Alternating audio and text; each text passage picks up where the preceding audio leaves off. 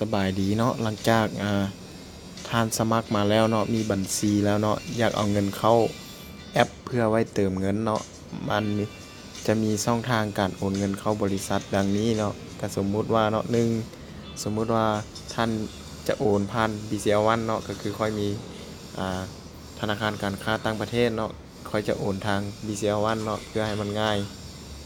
ค่อยก็มีแต่เข้ามานี่เนาะแล้วก็เข้าโอนเงินเนาะ โอนเงินส่วนเลขบัญชีเงินแม่นมันจะอยู่ในถึงคลิปวิดีโอนี้เนาะมันจะมีเลขบัญชีของบริษัทให้ทานเนาะท่านก็สามารถกดเลขบัญชีนั้นเข้าเนาะก็คือตอนนี้เนาะค่อยเคยโอนมาแล้วค่อยสามารถเลื่อนเบิ่งบัญชีที่ค่อยโอนเนาะก็คือบัญชีธนาคารของบริษัทเป็นตัวนี้เนาะ Venture Network เนาะค่อยก็สามารถกดเข้าไปเลยเนาะ แล้วค่อยก็ใส่จำนวนเงินที่ค่อยอยากโอนใส่เนาะสมมุติว่าค่อยอยากโอนไป20,000เพื่อเติมเงินเนาะค่อยก็ใส่20,000แล้วก็ต่อไปเลยเนาะม่อนคำอธิบายนี้ให้เขียนใส่ว่าเนาะสมมุติว่ารหัสของค่อยเนาะคือ14632เนาะขอโทษหลายๆเขียนคำว่าเขียนตัวใดก้อนก็ได้เนาะแต่เพื่อความง่ายให้เขียนใส่ว่าซื้อพอยต์เนาะซื้อ V point ว่าซั่นซะ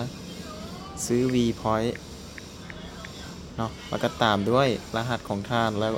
ทางหลังก็ใส่ซื้อท่านเนาะของค่อยก็คือซื้อของค่อยใส่คำว่าคอมพานี่เนาะนี่เนาะจังซี่เนาะแล้วก็กดต่อไปเลยเนาะโอนเงินเนาะหลังจากโอนเงินปุ๊บให้แคปหน้าจอไว้เนาะกดไปเลยเนาะแล้วออกจากข้อมูลเนาะให้เข้ากลุ่มไลน์กลุ่มเติมเงินเนาะก็คือกลุ่มนั้นท่านจะได้จากคนที่ท่านแนะนำมาเนาะก็คือกลุ่มนี้มันจะมี2กลุ่มเนาะกลุ่มนี้เอาไว้เติมเงินกับอีกกลุ่มหนึ่งเนาะก็คือกลุ่มนี้เนาะมันจะมี2กลุ่มเนาะเราสามารถเข้ากลุ่มไหนก็ได้เนาะเข้าไปแล้วให้วางหน้าการสลิปเงินที่ท่านโอนท่านส่งไปเนาะก็คือตัวที่เจ้าแคปหน้าจอเมื่อกี้นี้เนาะเมื่อท่านส่งเข้าไปแล้วเนาะจะมีพนักงานเข้ามาโอนเงินเข้าแอปของท่านเนาะก็คือท่านโอนไป20,000อยู่แอปของท่านก็จะมี20,000เอาไว้เติมบัตรเนาะหลังจากเติมเบิด20,000นั้นแล้วท่านก็สามารถโอนเข้าใหม่เนาะเพื่อความสะดวกแนะนำให้โอนเข้าเทื่อหลายๆก็คือสมมุติว่า100,000 200,000บ่เนาะตัวอันนี้เป็นเพียงการยกตัวอย่างเท่านั้นเนาะข้าพเจ้าตัวอย่าง20,000กีบเบิ่งเนาะ